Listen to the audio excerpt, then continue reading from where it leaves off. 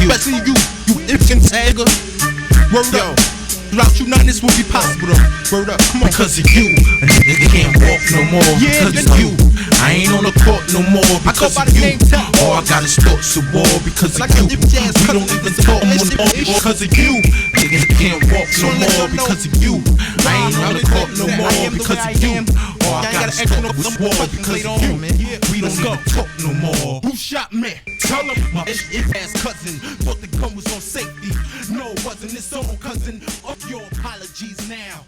No love for you, what it's gotta be now.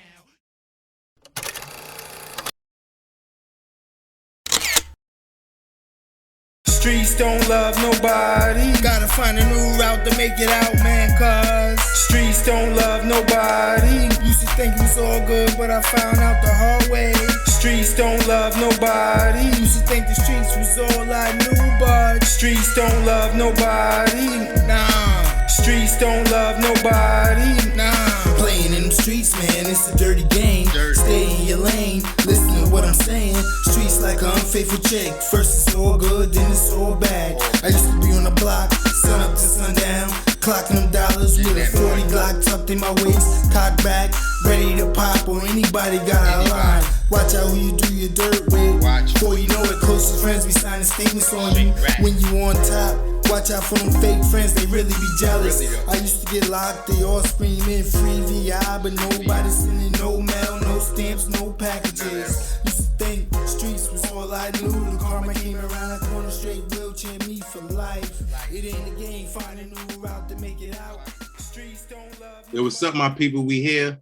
The Who Shot Ya Hip Hop Saved Us 50th anniversary of hip hop, New York Music Month, Anti-Gun Violence Awareness Month, all happening in June. And we're here to have this conversation with artists who have been shot and using hip hop to keep going.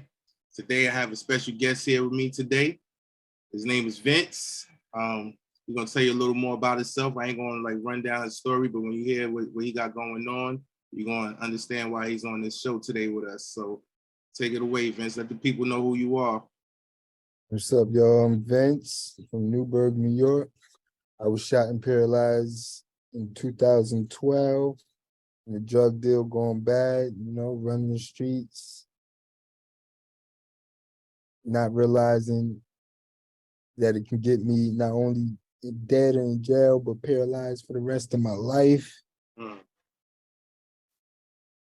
So let me ask you a question about that. What year was that? 2012. 2012.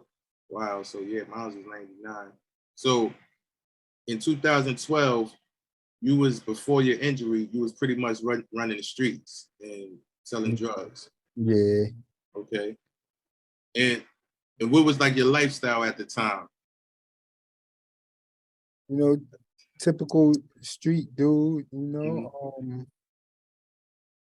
thinking I'm in the streets doing what I'm doing to provide for me and my family. Telling myself this all I know, and typical like day-to-day street politics going on, into a lot of shit, into it with a lot of people, and thought I was on top of the world. Yeah, so what did you have any was you into hip hop before your injury? Like Definitely. Yeah, you rap? A little bit. I used to play freestyle, play around. Now, who was some of your artist influences? Definitely people like Big, Nas, Big, Tupac, what you got in the background. Hey, Yeah, because the name of this is called Who Shot Ya because Tupac and Biggie, their legacies is not only were they like two of the biggest hip hop artists, they were also both shot and then survived. You know what I mean? But while they were here, the type of music they made glorified a lot of this stuff. Tupac had a lot of subject matter. Biggie had a lot of subject matter. Actually, the Who Shot Ya song, the title of this, is called Who Shot Ya because we ain't here to snitch on people who shot us and talk about that so much. but he made that song. And I mean, that beat is hard, but it's like a question, you know. Sometimes it can be spiritual, like who shot you? Like, why are we still here? Why are they still living? I did a song called Immortalized. So hip hop brings that full circle. Like how was it when you first got shot? Like did you think that your life was over or anything? Like did music come into play right away? Well, when I first got shot, you know, and was told I never walk again, I never breathe on my own again, never get out the bed, you know, I didn't believe it. You know, I didn't want to believe it, you know, but I knew I had in my head if I wasn't going to walk again, I'm going to be able to get out the bed. You know, I'm not, Yeah, you know, so I always had that in my head when I was doing the therapy and everything, you know, and yeah. because when I first got shot, I couldn't move nothing but my neck. Wow. And what's your level of your injury? It says C5. Yeah, C5. So people don't know when you got spinal cord injuries, it starts from the top of the C, goes down to the T and L along your spine, and the nerves kind of controls from your brain, control your body limbs, how you breathe, walk, talk, and all that stuff. And the higher up is how it's affected from the message getting down to your body. A lot of people don't know that. Before my injury, I know people just see people in wheelchairs and they just think like they're in a wheelchair. They just can't walk. They don't understand that it's nerves that goes down your back. Sometimes people back break, it messes up the nerves. So that's why like people have different levels of injuries and different type of abilities once they get paralyzed or whatever. And how did you get how did you get into the music and what you're doing now? Like tell people a little bit about what you do now, how you got into that. Yeah, I say a little bit after my injury, I came to a nursing home on Roosevelt Island in New York, called Kohler, and it was a lot of people my age in the same situations in wheelchairs due to gun violence, which very much surprised me. And you know, and having somebody with you dealing with the same thing you're dealing with, it helps. And you know, there's this lady that used to volunteer at the hospital. You should see us outside just smoking, talking. And she realized like it wasn't really no programming for the younger crowd. And she started like a writing workshop. Um, then asked us like what do we want to do? So we told her go out, speak to kids. And I specifically told her that I would like to learn how to make beats. So she got me this producer, working with this producer for a while, teaching me how to make beats. And yeah, and from there came out with this album called Reality Poets Volume 1. And Reality Poets came out of the Open Doors, which I'm the director of now. And it's just when we just started writing poetry about our life situation, our life experiences and things like that. Yeah, that's dope and pretty interesting. You just made me think because when I first got two things you said that kind of connects. You got me thinking about hip hop and how you went into beats. And it was a woman there who connected you. And it's like a similar story with me and Rick. How my mom seen him and told him like, yo, you know, my son need a friend. He don't know anybody. He gave her his number. Little did I know, I go to his house, he's starting to make beats. You know what I'm saying? So, and then moving forward, we start Four Wheel City. So look how like hip hop and having people in your life that who would be like see things when you could talk to and see things when you and can help put out the word because we can't do it all by ourselves. Sometimes you need somebody there who's not afraid to ask somebody, you know, like to speak on your behalf. Definitely. And then just speaking about producing, like, do you got any favorite producers? Yeah, people like Swiss, Mhm. Dre, you know, yeah, between Swiss and Dre, um, Alchemist, who else? Kanye, of course. You know, yeah, I got a few of them. Those are some of the legends and the greats. Shout out to all of them. It's kind of interesting because you went from like you told somebody you want to make beats, and then you started making beats, but then it led into a program like how we did Forward City. I want you to tell people more about like the program that you've been doing, like the one that I was in with you involved with, and like the poetry, all that stuff. Like let people know how that came about and what you're doing with that. Yeah, I started it one time I came across this grant opportunity. I won, and it was to bring kids into the studio and teach them, bring kids from that might not have the funds or anything to get in the studio or learn how to make beats. You know, I bring them in and teach them how to make beats and how to record themselves, and pay them to come. And it was dope until the pandemic came around, and then started a virtual open mic called Guns Down Mic Up, which you was involved in at the very beginning. And it was just bringing artists together. Yeah, that was a dope program. What I really had liked about it is how there was artists coming in who really had something to say, who wanted their music to be heard, wanted their poetry to be heard. I premiered a couple of my songs like a couple of times. I just got my guitar. I was kind of nervous about a song I did, Dancing in Space, but I showed the video on there. Everybody gave me feedback, and it made me feel good. You know, gave me confidence to feel like I got a place where people could hear my music, and I don't gotta feel like shy about it. Like people are not there to like tear me down. It was a good space you created there, man. Shout out to y'all for that. And how like so you did the poetry. I want you to talk a little bit about the reality poets too, in terms of like how that came about too, because poetry and rap and hip hop is like it goes the same. So the fact that y'all did that project, like touch on that work.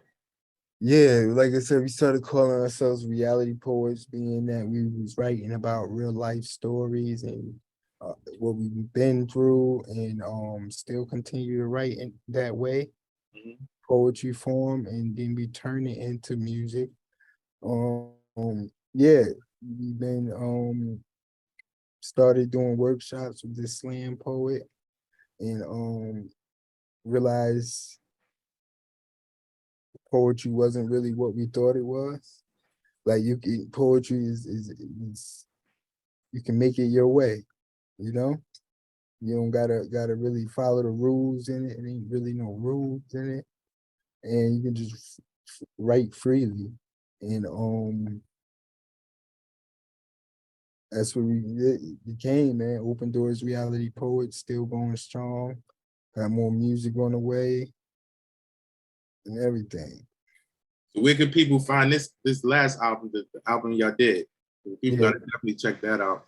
Yeah, Reality Poets Volume 1 is on all streaming platforms.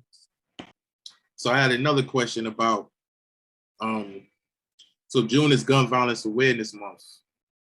And you know, the way this happened to me was like being involved in the streets as well. Even though my cousin was playing around with the gun at the time, we had the street mentality to deal with the guns in the first place. So my question to you is like, if you could give a message to a young person, any person out there who thinks that guns is something to play with or they need to be in the streets, you know, what would be your message? That the streets don't love nobody. Guns is not nothing to play with, man. Very, very, very dangerous pieces of equipment, man, but easy to get your hands on. You know, and yeah, streets don't love nobody, man. Just go another route. Look at me. Yeah.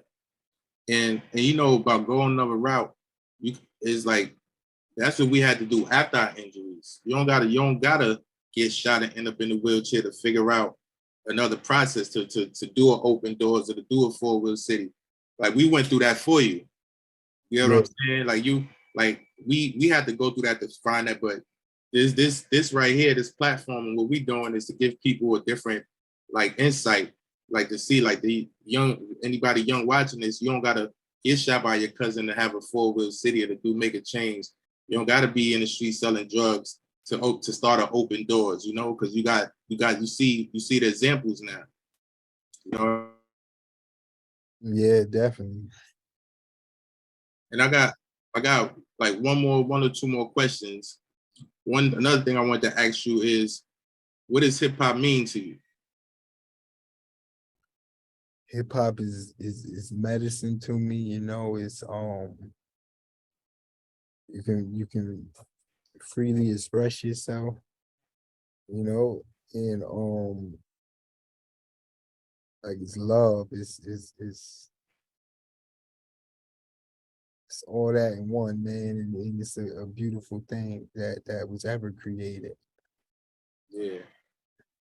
And I would say, going back to giving advice, what advice would you give to someone who might find themselves in a situation regardless, and feel like giving up? Like, how would you tell them they want or to get into hip hop? What would be your advice in that sense? Or wanted to get into hip hop and thought they couldn't do it anymore? First I would say don't give up, you know. Like I've seen a lot of people get in this wheelchair and give up, and it's not easy, but you can live a productive life.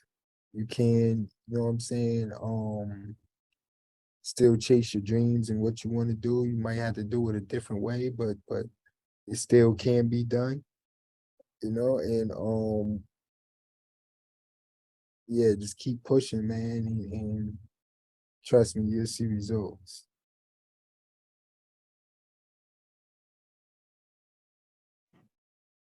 Well, I really appreciate you doing this, man. I'm sure people are gonna hear this and get something, get a perspective, because you know this is 50 years of hip hop. You know, that's a lifetime for some people. And when I think about that, all the stories, all the people we have lost in hip hop that were not here. So we're blessed to still be here and still have an opportunity to celebrate hip hop, you know, and be involved in it after the 50 years. So this is all about, people. 50 years of hip hop and showing people that hip hop saves lives, changes lives. Guns down, fours up, gun violence awareness. And shout out, it's New York Music Month as well. And shout out to the Mayor's Office of Media and Entertainment, you know. So appreciate you for coming on, bro. If you got any last remarks you want to make to people, or anything you got coming up or anything like that? Yeah, be on the lookout for Fire to Dry Grass, the documentary. October 30th on PBS. Oh, that's dope. So you got a documentary coming out on PBS October 30th. You want to talk a little bit about it, or? Yeah, it's about how the healthcare industry looked at people in nursing homes during the COVID pandemic, how they didn't give a damn about them, and it was just bodies over money, you know, over bodies, you know, like they Wow. didn't. Yeah, definitely put that information out there, man. PBS on October 30th. October 30th at 10 p.m. Yeah, y'all be on the lookout for that. I'm gonna be tuning in, man. Appreciate you. All right, bro. What's up? All right.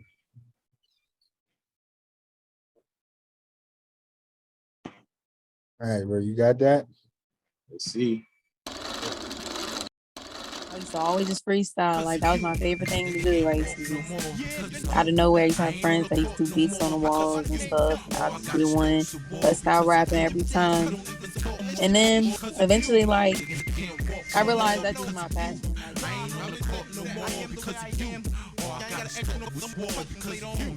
We don't talk no more. Who shot me? Tell him my cousin.